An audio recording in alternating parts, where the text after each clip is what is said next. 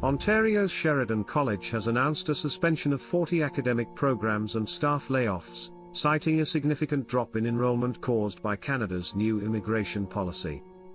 The college projects a 30% decline in student numbers next year, which translates to a staggering $112 million revenue loss, as confirmed by its president, Janet Morrison.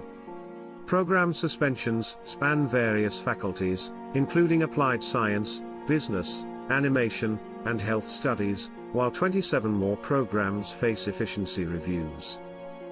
Despite these cuts, current students will still be able to complete their courses. These changes are required for Sheridan to remain a financially sustainable and vibrant community in response to chronic underfunding, changing government policies, and social, technological, and economic disruption, Morrison stated. The impact of these measures extends beyond Sheridan College. Seneca Polytechnic in Toronto had earlier announced the temporary closure of its Markham campus, also attributing the decision to plummeting international enrollment.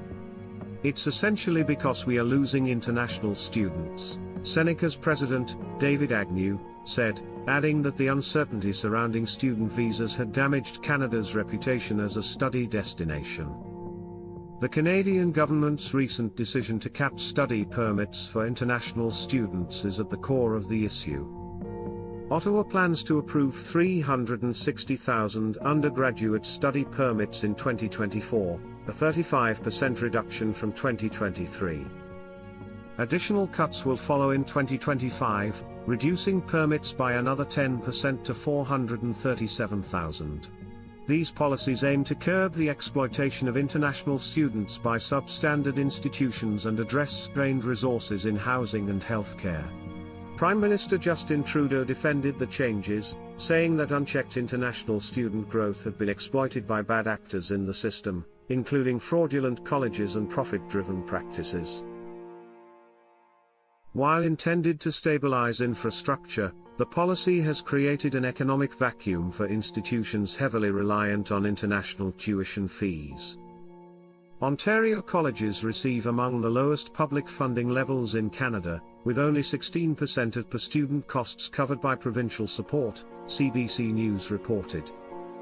For international students, the new policies mean stricter pathways to permanent residency. Post-graduation work permits, PGWPs, are now limited to graduates from university programs or those in high-demand fields at the college level. Language proficiency requirements are also being introduced to align with economic goals.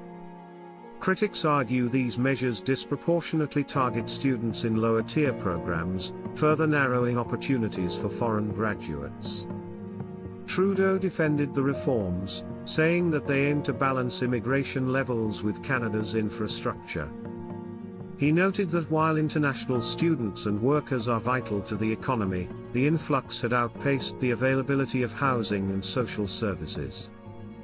"This pause will allow our communities to catch up," he explained, adding that rental prices in cities like Toronto and Vancouver had already begun to decline as a result.